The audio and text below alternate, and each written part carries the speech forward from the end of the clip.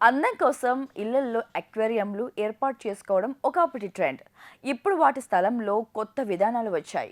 కొత్తగా నిర్మించిన విల్లాలు, లగ్జరీ అపార్ట్మెంట్లలో కృత్రిమ కొలనులు, జలపాతాలు నిర్మిస్తున్నారు. లక్షలాది రూపాయలు వెచ్చించి ప్రకృతి అందాలను ఇళ్లకు చేర్చుకుంటున్నారు.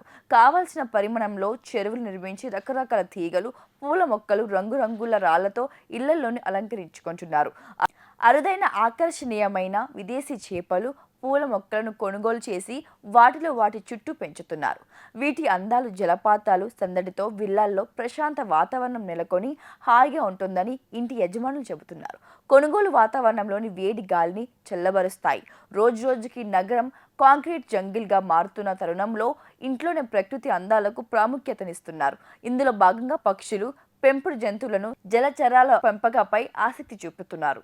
ఇళ్ల పెరటలో చెరువు నిర్మించడానికి కనీసం 100 చదరపు అడుగుల స్థలం అవసరం. పెద్దదాని కోసం స్థలం 1000 నుంచి 2500 చదరపు అడుగుల వరకు ఉండాలి. చెరువు పరిమాణం, అలంకరణ, ఉపయోగించాల్సిన వస్తువులపై ఆధారపడి నిర్మాణ వ్యయం మారుతుంది. చిన్నవి 3 లక్షల వరకు ఖర్చు అవుతుంది. అధునాతన డిజైన్లు 25 లక్షలుగా ఉంటుంది. అదనంగా 1000 చెరువు పరిమాణం, చేపల సంఖ్య, ఇతర పరికరాల ఆధారంగా నెలవారీ నిర్వహణకు కేటాయించాలి.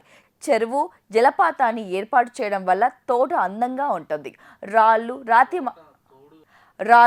రాతి మార్గాలు, జల మొక్కలు, చెట్లు, పొదలు, పువ్వులు, నీటి అడుగున లైటింగ్ ఇంటికి సహజ సౌందర్యాన్ని తెస్తాయి. తాటి చెట్లు, అలోహ వంటి ఉష్ణమండల మొక్కలు, వివిధ రకాల పూల మొక్కలు, వ్యవసాయ చెట్లు, జపానీస్ కోయి చేపలతో పాటు ఆఫ్రికన్ సిడ్జ్ చేపలను పెంచుతున్నారు.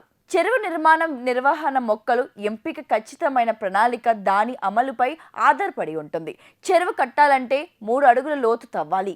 ఇల్లు, పెరట్లో ఏర్పాటు చేసుకున్న చెరువులు నిర్వహణ చాలా ముఖ్యం. నిర్వహణ సరిగ్గా లేకుంటే చేపల వ్యర్థాలు, చెత్తతో దుర్వాసన వస్తుంది.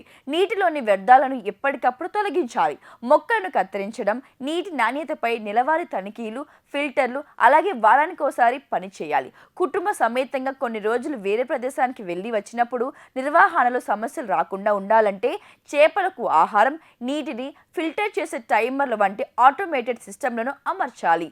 వీటిని అమర్చడంతో నిర్వహణ విషయంలో ఆందోళన చెందాల్సిన పని లేదు. నీటిని ఎల్లవేళ శుభ్రంగా ఉంచడానికి బ్యాక్టీరియా సహజమైన క్లారిఫైర్లను ఉపయోగించాలి. శివారు ప్రాంతాలైన చేవేళ్ల, నార్సింగ్, కోకాపేట, తెల్లాపూర్, బోడుప్పల్, గట్కేసర్ తదితర ప్రాంతాల్లో నిర్మిస్తున్న విలాసవంతమైన అపార్ట్మెంట్లు, విల్లాల్లో ఇంటికి కృత్రిమ జలపాతాలు, చెరువులను అభివృద్ధి చేస్తున్నారు. చెరువులు, జలపాతాలు ఏర్పాటుతో ప్రశాంతమైన వాతావరణం నెలకొనడంతో పాటు ఆస్తుల విలువను పెంచుతున్నాయి.